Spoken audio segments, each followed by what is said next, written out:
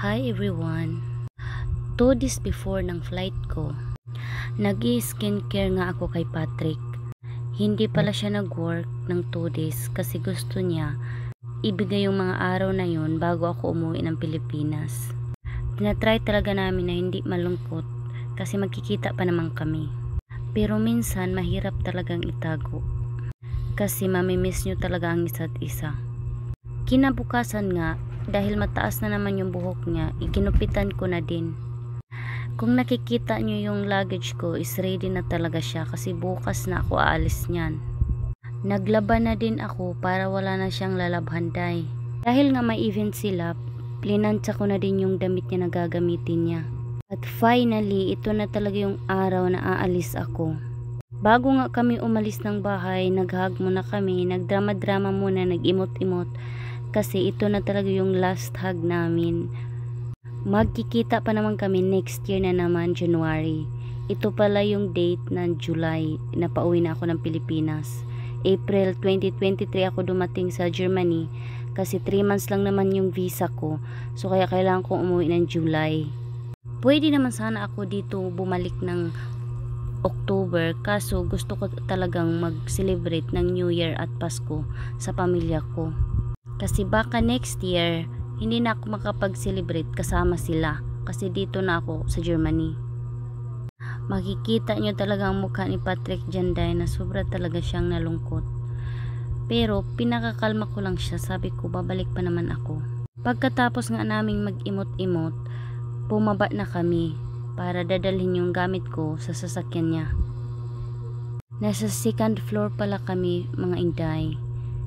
Tapos yung parking area nasa ground floor. At ito na nga, at paparating na kami sa airport ng Switzerland.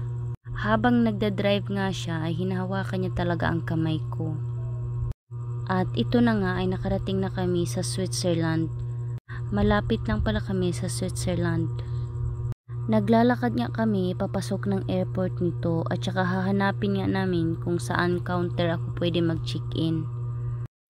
Dahil nga mabilis si Patrick maglakad ay tingnan nyo naman ang layo ko sa kanya.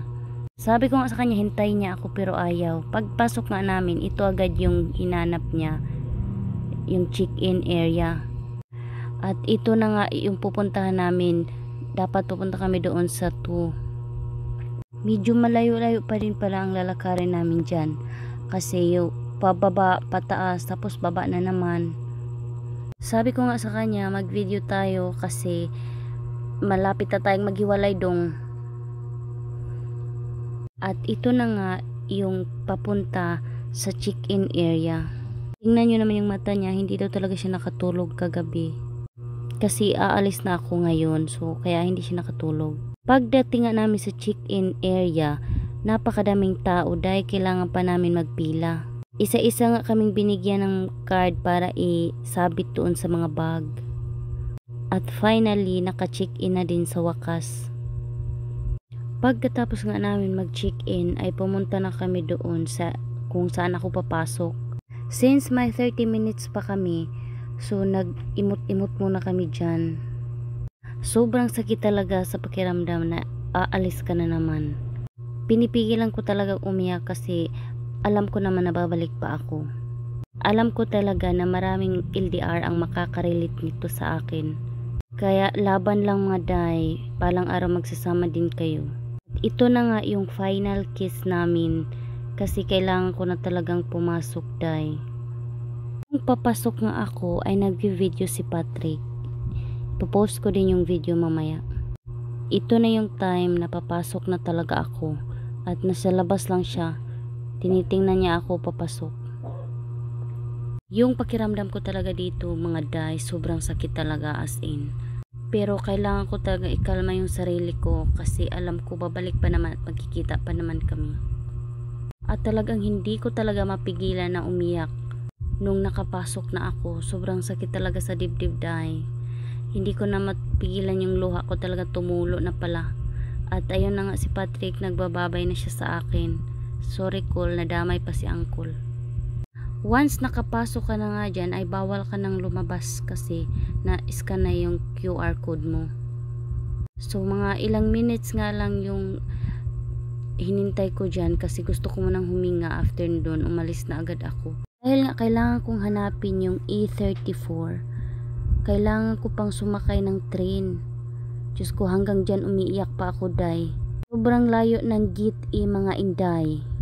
Mga 5 minutes nga papunta doon sa train. Para sasakay ka tapos pupunta ka doon sa Gate E. Ito na nga yung train. Yung una ko palang nakita dito is E53. Naglakad nga lang ako nang naglakad hanggang sa nakita ko yung E45. Mabuti na lang talaga at hindi ako na late. Pagdating ko doon sa Gate E45, boarding na agad. Sobrang layo kasi talaga ng lalakarin mo. At ito na guys, finally mag-layover pala ako nito sa Abu Dhabi. Every time nga na mag-book si Patrick ng ticket para sa akin, sa window seat niya talaga ako ilalagay. Kasi alam nyo day na mahilig talaga ako mag-video. Ilang oras nga at nakarating na din sa wakas. So pagdating ko ng Abu Dhabi, kailangan ko maghintay ng mga 6 hours ata bago ang next flight ko ulit. I-flex ko pala yung engagement ring ko. May mga nakasama nga akong Pinay dyan at isa na doon si auntie. Nagbabasa nga siya ng Bible at pinabasahan niya ako. Galing pa daw siya ng New Zealand. Afam din asawa niya kasi matanda na sila. Tingnan niyo siya, yung naka-yellow. Maya-maya nga at papunta na sa Manila. From Abu Dhabi to Manila na naman yung biyahe ko.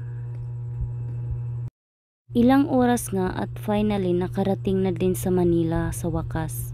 Pagdating ko nga sa Manila, delay na naman yung flight ko palagi papuntang Davao. Nakikita nyo sa screen, ang daming delay talaga. Kaya ang daming tao naghihintay tapos wala pang free food. Dapat nga ay 7 ang alis ko, pero umalis na kami ng Manila is 12 ng midnight. Grabe talaga ang pagod ko dyan mga inday, kung alam nyo lang. Kasi sobrang tagal. Alam nyo kung bakit ako natagalan, kasi sa paghihintay. After ilang oras nga ay nakarating na din sa Davao at finally makapag-relax na talaga ang person. Well, nagpapasalamat naman ako sa Diyos kasi nakarating naman ako ng safe. Kahit na matagal, delay at anong aberya pa, basta nakarating ka lang ng safe, masaya na talaga tayo, di ba? Pagdating ko nga sa bahay ay agad-agad na tumawag si Patrick. Hindi daw siya natulog kasi hinintay niya daw ako na makarating, na miss na daw niya ako. At ito na nga, back to LDR na naman kami. Hanggang dito na muna, may i-continue pa naman to hanggang sa kasal namin. Kaya abangan nyo na lang. Maraming salamat sa mga nanood at nagsubaybay. God bless you all.